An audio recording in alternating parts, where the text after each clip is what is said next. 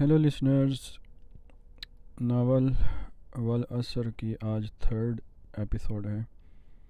امید ہے کہ آپ کو یہ ناول پسند آئے گا۔ یوٹیوب پر first time next videos episode کے لیے چینل کو سبسکرائب کرنا مت بھولیں اور بیل نوٹیفیکیشن کو ضرور آن کر لیں۔ Thanks for watching. کیونکہ میں لاپتہ ہو چکی ہوں، وہ حلق کے بل چلانے کی خواہش میں آدموئی سی ہو کر بولی۔ سنا تم لوگوں نے؟ لاپتہ، میں لاپتہ ہو چکی ہوں۔ اسی ایک جملے کی گردان کرتے کرتے اس کے منہ سے جھاگ نکلنے لگا اور دیکھتے ہی دیکھتے بے دم ہو کر وہ دوبارہ ہوش و خرد سے بیگانہ ہو گئی۔ اوہ نو! نرس صوفیہ سرعت سے اس کی جانب لپکی اور بیزڈ نے اس کی خستہ حالی دیکھ کر بے ساختہ اپنا سر پکڑ لیا۔ آخر مجھے ضرورت ہی کیا تھی اس بلا کو گلے کا ہار بنانے کی؟ اب میں کیا کروں؟ تیری شادی پر دوں تجھ کو تحفہ میں کیا پیش کرتا ہوں دل ایک ٹوٹا ہوا۔ گوشہ عافیت کے آنگن میں سلونی شام بڑی سج دھج سے جلوہ گر ہو چکی تھی۔ لیاقت بیگم کی چونکہ کل سے طبیعت کچھ متحمل سی تھی، سو انہوں نے آج حسب معمول شام کی چائے سب کے ساتھ باہر لاؤنج میں پینے کے بجائے اپنے کمرے میں ہی منگوا لینے کو ترجیح دی تھی۔ وہ باہر نہیں آ رہی تھیں تو ان کا ساتھ دینے کے خیال سے کچھ دیر قبل دفتر سے لوٹنے والے عارف احمد تازہ دم ہو کر ان کے پاس اندر ہی چلے گئے تھے۔ دوسری طرف گوشہ عافیت کا لاؤنج اب پوری طرح آباد ہو چکا تھا۔ ایک طرف عارفہ واصلہ اور ورا دائرے کی صورت درمیان میں درزی کے ستیہ ناز کیے کپڑے لیے بیٹھی تھیں اور اس سوچ بچار میں مصروف تھیں کہ آیا کیسے ان نازک و نفیس کامدار کپڑوں کو نقصان پہنچائے بغیر ان کا ناپ درست کیا جائے۔ ان کے نزدیک ہی صوفے پر دوپہر بار اونگنے والی شریفہ کسی برائیڈل شوٹ پر مشتمل کوئی فیشن میگزین دیکھتی، اینا کے برابر میں بیٹھ کر اسے سسرال والوں کا دل جیتنے کے نسخہ ہائے کار گر چپکے چپکے سمجھا رہی تھیں، اور جنہیں سماعت کرتے ہوئے نخوت زدہ چہرے والی اینا کے تاثرات بد سے بدتر ہوتے جا رہے تھے۔ ان کے سامنے دھرے سنگل صوفے میں دھنسا مہرو بحالت مجبوری ٹی وی کی آواز کا گلا گھونٹے کوئی کرکٹ میچ دیکھنے میں منہمک تھا، جبکہ بھوری چمکتی شریر آنکھوں والا مفتاح جس نے حال ہی میں جامعہ کراچی سے ابلاغ عامہ میں ڈگری لی تھی، لاؤنج کے انتہائی کونے میں بڑے مزے سے نیچے قالین پر پھسکڑا مارے بیٹھا دوست کے گھر سے مستعار لیے سونی کے بڑے بڑے اسپیکرز کے تار سامنے دھرے ارسم کے لیپ ٹاپ کے ساتھ منسلک کرنے میں مصروف تھا۔ جوں ہی تار جڑے اس نے اپنے تئیں شادی کا گانا لگا دیا اور رجا نے تمہیں شادی کا گانا لگانے کو کہا تھا، میت کا نہیں۔ گانے کے المیہ بول سن کر پہلا رد عمل جلد باز ورا کے علاوہ اور دے ہی کون سکتا تھا، سو اسی نے دیا، اور گویا کسی سوتے ہوئے شیر نے شیرنی کو خواہ مخواہ للکار ڈالا۔ خدا کا خوف کر لڑکی، شریفہ بری طرح بنا کر بولی۔ بولنے سے پہلے ایک بار سوچ تو لیا کر، جو منہ میں آتا ہے بول جاتی ہے۔ اسے گھر کرنے کے بعد باقاعدہ منہ سجائے بیٹھی اینا کی جانب دوبارہ جی جان سے متوجہ ہو گئیں۔ اوہ یار! گانا تبدیل کرنا مفتاح ورا کی خفیف صورت دیکھ کر اسے چھیڑنے کی غرض سے بولا، مما دراصل یہ کہنا چاہ رہی ہیں کہ اگر تمہاری شکل اچھی نہیں تو کم از کم بات ہی مبارک کر لیا کرو۔ مہرو کو اس بات پر بڑے زور کی ہنسی آئی تھی۔ ورا بنا گئی۔ شکل الحمدللہ بہت سو سے اچھی ہے، وہ ذرا اترا کر بولی، اسی لیے تو بری باتیں کرتی یوں تاکہ بیلنس ہو جائے۔ قربان جاؤں اس خوش فہمی کے، اس نے داد دینے والے لہجے میں کہا اور اگلا گانا لگا دیا۔ رنگ اور نور کی بارات کیسے پیش کروں، یہ مرادوں کی حسین رات کیسے پیش کروں۔ ریجا لیاقت بیگم اور عارف صاحب کو چائے بما لوازمات پہنچا کر ادھر آ رہی تھی۔ چائے کی ٹرے دیوار سے لگی چھوٹی میز پر دھرتی ہوئی گانے کے بول سن کر بے ساختہ بولی، توبہ توبہ مفتاح، یہ تم نے شادی کے گانوں کے نام پر ادھر کیا نحوست پھیلا رکھی ہے؟ تمہارے بھائی کے لیپ ٹاپ میں یہی نحوست موجود ہے تو میں یہی کچھ لگاؤں گا۔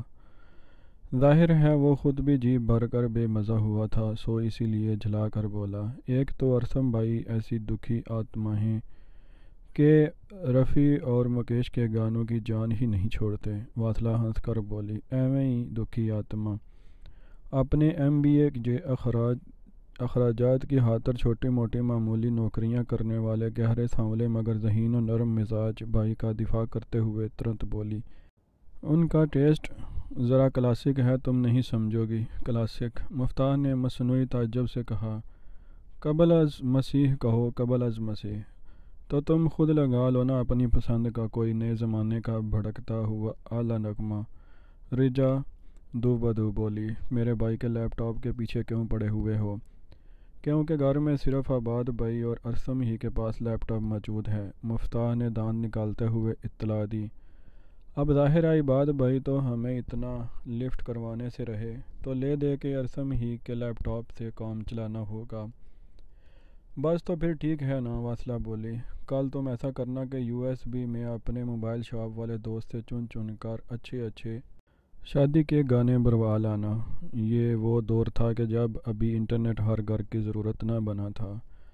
ہاں ہاں، پاکستان مقابلہ ہار رہا تھا، سو مہرو نے بے دلی سے ٹی وی بند کر دیا اور بڑے جوش و خروش سے بولا، ہمیں ریشمیہ کے گانے ضرور ڈلوا کے لائیے گا۔ میں نے سوچ لیا ہے اینا بجو کی مہندی میں آئٹم نمبر پیش کروں گا۔ ہائے کیسی معصوم سی خواہش تھی کہ سب ہی کے لبوں پر دبی دبی سی مسکراہٹ آ ٹھہری۔ کیوں نہیں، ضرور، مفتاح خلوص دل سے بولا۔ یوں بھی ان دنوں کرکٹ ہے، تم پر ٹکٹ لگا کر ہم خوب پیسے کمائیں گے، کیوں رجا؟ اس نے اپنی بات مکمل کر کے تائید طلب نظروں سے کھوپرے کے بسکٹ کترتی رجا کو دیکھا تو وہ اسے گھورتے ہوئے بولی، شرم کرو، میرے بھائی کا مذاق اڑا رہے ہو۔ مذاق کیوں اڑاؤں گا؟ وہ جلدی سے بولا، مبادہ کیا اتنا برا ہوں میں؟ والے انداز سے کپڑوں میں الجھی عارفہ کو دیکھتا مہرو سچ مچ رو پڑے۔ بلکہ میں تو کہتا ہوں مہرو کہ یہ آئٹم نمبر ضرور تیار کرو اور اپنی پرفارمنس سے مخالفین کا منہ بند کر دو۔ نہیں مفتاح بھائی، وہ دکھے دل سے بولا، رہنے دے آئٹم نمبر، بس میں اینا بجو کا سربالہ بن جاؤں گا۔ اس نے از حد معصومیت سے کہا تو محفل کشت زعفراں بن گئی۔ ہشت بے وقوف عارفہ، جنہوں نے کپڑوں کو بنا نقصان پہنچائے درست کرنے کا طریقہ اتنی دیر کی مغز ماری کے بعد بالآخر ڈھونڈ ہی لیا تھا، مہرو کی اگلی خواہش سن کر بے ساختہ مسکراتے ہوئے بولی، شہبالہ تو دلہا ہوتا ہے اور ظاہر ہے اینا بجو تو دلہن بنے گی۔ ورا بانچھیں پھیلا کر بولی۔ واصلہ اب پھیلے کپڑے تہہ لگا کر دوبارہ تھیلی میں بند کر رہی تھی۔ عارفہ اپنا کپ لے کر شریفہ کے پاس جا بیٹھیں۔ تب مفتاح بڑی جذباتیت سے بولا، دل چھوٹا مت کرو مہرو میرے دوست۔ اس نے ذرا آگے ہو کر مہرو کی توانا سیران پر ہاتھ مارا، تو حکم تو کر، تیری خاطر تیرا یہ بھائی ابھی دلہا بننے کو تیار ہے۔ سچی؟ معصومیت کا پیکر خوشی سے اچھل پڑا۔ دلہا تو تم بن ہی جاؤ گے میرے بھائی۔ واصلہ مزے دار سی چائے کا گھونٹ بھرتے ہوئے ذرا فکر مندی سے بولی، پر اتنی ایمرجنسی میں ہم تمہاری دلہن کہاں سے تلاش کریں گے پھر؟ تو تمہیں کہہ کون رہا ہے کہ تم میری دلہن تلاش کرو؟ سارا زور تم لوگ پر تھا۔ وہ چاروں ہی مفتاح کے اس معنی خیز بیان پر بے طرح چونک کر متجسس نگاہوں سے اس کے چہرے پر سجی پراسرار مسکراہٹ دیکھنے لگے۔ یعنی بالفاظ دیگر رجا متبسم لہجے میں بولی، یہ نیک کام تم خود ساری انجام دینے کا ارادہ کیے بیٹھے ہو؟ میں نے یہ کب کہا؟ وہ فوراً بولا، تو پھر اور کیا کہا ہے؟ ورا کو جاننے کی جلدی تھی، تب ہی پرجوش سے لہجے میں پوچھنے لگی، صرف اتنا کہ وہ ان کے سوالیہ چہروں اور کھوجتی ہوئی آنکھوں سے خط اٹھاتے ہوئے بولا، اسے ڈھونڈنے کی کیا ضرورت ہے؟ وہ تو ہمیشہ ہی سے یہیں موجود ہے۔ اور یہ ایک ایسا غیر متوقع جواب تھا کہ وہ تینوں ہی لمحہ بار کو اپنی اپنی جگہ دم بخود رہ گئیں، اور چونکہ مہرو اپنے ننھے سے دماغ پر زیادہ زور ڈالنے کا قائل نہ تھا، سو جوش و خروش سے بھرپور لہجے میں ٹھنگ کر فرمائش کر بیٹھا، ہے کون وہ؟ اب صاف صاف نام بتا دینا، کیا میرے چہرے پر کہیں بے وقوف لکھا ہوا ہے؟ اس نے بڑے انداز سے اپنا چہرہ مہرو کے سامنے کیا تھا۔ بیچارے نے کچھ خجل سا ہو کر جڑ سے نفی میں سر ہلا دیا۔ تب ہی چند ثانیے توقف کے بعد خلافی عادت جلاہٹ آمیز لہجے میں رجا ایک دم بول پڑی، پر شاید تمہیں ہماری شکلوں پر لکھا دکھ رہا ہے، تب ہی یہاں بیٹھے ہمیں بنا رہے ہو۔ اور اس سے پہلے کہ رجا کی اس بات پر مفتاح ادے کوئی پھڑکتا ہوا سا جواب عنایت کر پاتا، دفعتاً آباد سیڑھیاں اترتے ہوئے دکھائی دیے۔ یہ ان کا روز کا معمول تھا کہ اپنے دفتر سے لوٹنے کے بعد وہ کچھ دیر اپنے کمرے میں آرام کرتے، بعد ازاں تازہ دم ہو کر گھر والوں کے ساتھ شامل ہوتے۔ السلام علیکم۔ لاؤنج میں اترتے ہی انہوں نے دائیں ہاتھ کے صوفے پر براجمان شریفہ اور عارفہ کو بڑے ادب سے سلام کیا، پھر 2 قدم بڑھا کر ان کے ٹولے کی جانب چلے آئے۔ السلام علیکم آباد بھائی۔ مہرو نے انہیں روبرو پا کر جھٹ سے میکانیکی انداز میں سلام جھاڑا۔ مفتاح بھی سنبھل کر سیدھا ہو بیٹھا کہ بہرحال بڑے بھائی کا روب بہت تھا۔ وعلیکم السلام۔ وعلیکم السلام۔ آباد نے مہرو کے سلام کا جواب خوش دلی سے دے کر ایک سچے جنٹلمین کی طرح دیگر کا حال احوال پوچھا، پھر واصلہ سے مخاطب ہو کر بولے، واصلہ ذرا ایک اچھی اسٹرانگ سی چائے تو ڈرائنگ روم میں پہنچا دو، اور ورا جو یہاں سے اٹھنے کے لیے پر تول رہی تھی، ان کا روئے سخن اپنی جانب دیکھ کر ذرا گھبرا سی گئی، جبکہ وہ کہہ رہے تھے کہ تم اپنے کتابیں لے کر فوراً میرے پیچھے آؤ، آج سے تمہارے امتحانات آنے تک روزانہ میں خود تمہیں پڑھاؤں گا، ہری اپ۔ وہ تو اپنے مخصوص نپے تلے انداز میں حکم دے کر چلتے بنے اور ورا اس کی جان پر بن گئی۔ مارے گئے، اس نے متوحش سے لہجے میں خود کلامی کی۔ اب آیا نا اونٹ پہاڑ کے نیچے؟ اس کی پریشان حالی دیکھ کر بغلے بجاتے مہر نے مفتاح کے کان میں سرگوشی کرتے ہوئے محاورے کی ٹانگ توڑ دی۔ میں ذرا عباد بھیا کو چائے دے دوں؟ واصلہ ورا کا اترا منہ دیکھ کر اپنی مسکراہٹ دباتی کپڑوں کے تھیلے سنبھال کر اٹھ کھڑی ہوئی۔ ارے سوچ کیا رہی ہو، جاؤ نا، عباد بھیا سے پڑھنا مطلب پکی پوزیشن۔ اس نے حوصلہ افزائی کو رجا یقیناً ضرورت سے کچھ زیادہ ہی خوشگوانی سے بات کر گئی تھی۔ مفتاح الگ نغمہ بڑا چن کر نسبتاً دھیمی آواز میں لگاتے ہوئے دانت نکالنے لگا۔ بابل کی دوائیں لیتی جا۔ اسپیکر سے مگنی کی درد بھری آواز ابری تھی۔ تلملا کر ورا ایک جھٹکے سے اٹھ کھڑی ہوئی۔ مرو تم دونوں۔ اس نے ایک قہرآلود نگاہ اپنی حالت اظہار پر چپکے مسکراتے مہرو اور مسلسل اپنے ہموار دانتوں کی فراخ تلانہ نمائش کرتے مفتاح پر ڈالی، اور مرتا کیا نہ کرتا کہ مصادق اپنا بیگ لینے کی غرض سے مرے قدم اٹھاتی اپنے کمرے کی جانب بڑھ گئی، اس بات سے قطعی بے خبر کہ وہ سلگتی غضبناک نگاہوں نے بڑے تنفر سے اس کی پشت کو گھورا تھا۔ کیوں کچھ بتایا اس لڑکی نے اپنے بارے میں؟ آتش اس وقت اپنے وکٹورین طرز کے خاصے وسیع کتب خانے میں اپنی لکھنے کی میز پر جھکا کل آتش کدے میں ہونے والے لیکچر کے حوالے سے تیاری کر رہا تھا کہ تب ہی مضطربانہ دستک دے کر BZ اندر داخل ہوئی۔ ہر چند کے یہاں یوں منہ اٹھا کر داخل ہو جانے کی ہماشا کوئی اجازت نہ تھی، پر BZ کا معاملہ قدرے مختلف تھا کہ وہ آتش کی ایک ایسی زبردست مقلد مداح اور شاگرد تھیں کہ جس سے آتش کی بڑی توقعات وابستہ تھیں۔ چنانچہ اس وقت وہ اس کی یہاں آمد پر بنا ماتھے پر بل ڈالے اپنے سامنے بکھرے کاغذات سمیٹ کر انہیں فائل میں ترتیب دیتے ہوئے بڑے عام سے حال احوال دریافت کرنے والے لہجے میں ہوا تھا۔ نہیں، اس کے غائب دماغ اضطراری انداز سے بنا آتش کے کہے سامنے درے زیتونی رنگ کے صوفے پر ٹک کر اپنی انگلیاں چٹکانے لگی۔ کچھ بھی نہیں۔ منتشر ذہنی بے نام سا خوف اور بے انداز پریشانی BZ کے ستے ہوئے چہرے کے علاوہ انداز نشست و برخاست سے واضح تھی۔ آتش نے بڑے سکون انداز سے کرسی کی پشت سے کمر ٹکاتے ہوئے بغور اسے دیکھا۔ تم سے کوئی سوال کیا؟ مجھ سے نہیں، صوفیہ سے بار بار سوال کر رہی تھی کہ میں کہاں ہوں، یہاں کیسے پہنچی، بلا بلا۔ وہ بڑی طیش آمیز جلاہٹ سے بولی۔ صوفیہ کو تو میں نے آج خود اس کے کسی بھی سوال کا جواب دینے سے منع کر رکھا تھا۔ سو اس نے تو نہیں، پر میں نے دے دیا اس کے ان سوالات کا جواب۔ تو پھر تشفیع ہو گئی اس کی تمہارے جوابات سے؟ آتش نے جاننا چاہا تو وہ نفسیاتی دباؤ سے ایک دم چیخ اٹھی۔ تشفیع ہوئی یا نہیں، پر دوبارہ بے ہوش ضرور ہو گئی ہے۔ وہ دوبارہ بے ہوش ہو گئی۔ آتش تشویش سے ایک دم سیدھا ہو بیٹھا، پر ڈاکٹر امجد کے مطابق نہ تو اسے ظاہری طور پر کوئی سنجیدہ نوعیت کا زخم لگا تھا اور نہ ہی اندرونی، اور اب تو اس کی طبیعت بہتری کی جانب گامزن تھی۔ تو پھر ایسے کیسے دوبارہ بے ہوش ہو گئی؟ اس کے کشادہ ماتھے پر سوچ و فکر کی لکیریں نمودار ہو گئیں۔ میں نے اس سے اس کا نام اور پتہ پوچھا تھا۔ ایک لحظہ توقف کے بعد بیزڈ برش شان کن سے لہجے میں گویا ہوئی کہنے لگی کہ مجھے یاد ہی نہیں، جس پر میں نے غصے سے اصرار کیا تو وہ بے ہوش ہو گئی۔ آتش کی خود پر جمی سرد نگاہیں محسوس کر کے اس کی روانی سے چلتی زبان آخر میں لڑکھڑا گئی۔ خوب، بہت خوب۔ اس کے خاموش ہوتے ہی آتش تنزیہ پیرائے میں بولا۔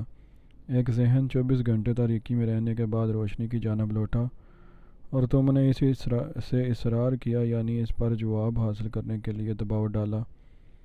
یوں وہ ایک بار پھر اندھیرے میں غرق ہو گیا۔ افسوس بیزڈ، مجھے تم سے اس جلد باز بچگانہ تراشیدہ رویے کی بالکل بھی امید نہیں تھی۔ میرے رویے کو جج مت کرو آتش، وہ اس کی خفگی کو محسوس کر کے بے چارگی سے بولی۔ اس وقت میری جان پہ بنی ہوئی ہے۔ تم شاید میری پرابلم کو ٹھیک طرح سے انڈرسٹینڈ نہیں کر پا رہے۔ اپنے تعلقات استعمال کر کے اس لڑکی کو کہیں اور منتقل کروانے کے بجائے تمہاری احتیاط پسندی کو ملحوظ رکھتے ہوئے اس کو یہیں رکھ کر اس کا حتی الوسیع بہترین علاج معالجہ کروا رہا ہوں، اور تم اب بھی سمجھتی ہو کہ میں تمہاری پرابلم کو انڈرسٹینڈ نہیں کر پا رہا۔ سچ تو یہ ہے تم خود اپنے ڈرے سہمے رویے سے خود اپنے لیے مشکلات کھڑی کر رہی ہو۔ شاید تم ٹھیک ہی کہہ رہے ہو آتش، وہ ایسے لہجے میں بولی گویا خود ساختہ خوف کا بار ڈھوتے ڈھوتے تھک چکی ہو۔ میں اس وقت ایک ایسی عجیب و غریب اسٹیٹ آف مائنڈ، ذہنی کیفیت میں ہوں کہ مجھے اپنے سائے سے بھی خوف آ رہا ہے۔ ایسا لگ رہا ہے کہ ابھی کچھ ہوگا، میرے ساتھ کچھ برا ہوگا، اور کامیابی کی یہ جو سیڑھی میرے سامنے ہے، اس پر میرے قدم پڑنے سے پہلے ہی اسے کوئی کھینچ لے گا۔ میں بخوبی سمجھ سکتا ہوں۔ آتش نے دونوں ہاتھوں کی انگلیاں باہم پیوست کرتے ہوئے پوری یکسوئی سے اس کی کیفیت سننے کے بعد مدبرانہ انداز سے سر دھیرے دھیرے اس بات میں ہلاتے ہوئے کہا، ماضی میں ملنے والی پے در پے ناکامیوں نے تمہیں وہمی بنا دیا ہے، پر اس بار خود پر اپنی محنت پر پورا بھروسہ رکھو بیزڈ۔ جدوجہد کرنے والے کبھی ناکام نہیں ہوتے، ناکام ہو ہی نہیں سکتے۔ پر میں اس ڈر کا کیا کروں جو میرے پورے وجود پر حاوی ہوتا چلا جا رہا ہے، وہ بے بسی سے بولی۔ مجھے ایسا لگ رہا ہے جیسے یہ لڑکی میرے لیے مصیبت بن کر آئی ہے۔ اب یہ تو آنے والا وقت ہی وعدہ کرے گا کہ یہ لڑکی در حقیقت تمہارے لیے مصیبت بن کر آئی ہے یا پھر میرے لیے۔ اس قدر اعصاب شکن گمبھیر گفتگو کے دوران طمانینت سے مسکرا دینا آتش ہی کا حوصلہ تھا، سو وہ مسکرا بھی جیسے دیکھ کر بیزڈ کو یک گو نہ طمانینت محسوس ہوئی۔ تب ہی وہ کچھ دیر خاموش رہنے کے بعد بولے، شاید تم ٹھیک ہی کہہ رہی ہو۔ اس نے ایک سرد سی سانس کھینچی۔ میں ہی ضرورت سے زیادہ وہمی پن سے سوچ رہی ہوں۔ ذہن پر اس وقت اس قدر دباؤ ہے کہ کچھ سمجھ میں ہی نہیں آ رہا کہ کیا کروں۔ اس نے بائیں ہاتھ کی 2 انگلیوں میں دبا خوشبودار نما ٹشو اپنی عرق آلود سبھی پیشانی پر نزاکت سے پھیرتے ہوئے کہا، تم جاؤ اور پورے اطمینان سے پرسوں کی تیاری کرو۔ آتش نے خم ٹھونکنے والے لہجے میں کہا تو وہ اس بار دھیرے سے مسکرا دی۔ تم عظیم ہو آتش، وہ بے پناہ عقیدت مندی سے بولی۔ مجھے کہنے دو کہ اگر تم نہ ہوتے تو میں برباد ہو جاتی۔ جواباً اس نے بڑے بھرپور انداز سے مسکراتے ہوئے اپنی آنکھوں کو مخصوص انداز سے بند کرنے کے بعد دوبارہ کھول کر گویا اس کے تحسین آمیز کلمات کو شرف قبولیت بخشا تھا۔ تب ہی اچانک کتب خانے کے دروازے پر باوجود دستک دے کر گھبرایا ہوا حقان اندر داخل ہوا۔ سر، وہ باہر پولیس آ گئی ہے، وہ ہراساں سے لہجے میں بولا تھا۔ آتش ایک دم اپنی نشست سے اٹھ کھڑا ہوا۔ پولیس؟